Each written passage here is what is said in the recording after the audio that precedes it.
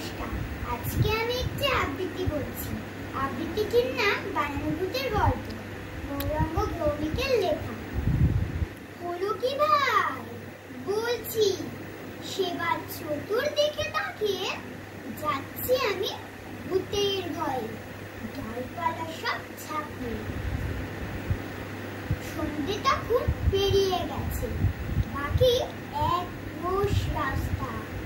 ভূতেরা তখন করতে বেরোয় সেই সময় নাস্তা।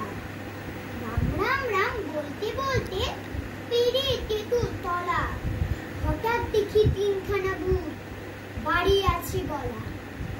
ভয়ে আমার পা ঠক ঠক, একটুও নেই হুঁশ। চেঁচিয়ে বলি, তিনখানা ভূত, আরে মানুষ মানুষ। আমি তাদের তাড়া করলো হিসকি ফিরে ফিরে।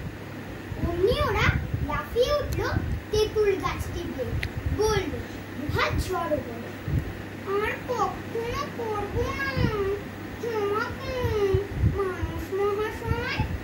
ভিডিওটা যদি ভালো লাগে লাইক করবেন এবং সাবস্ক্রাইব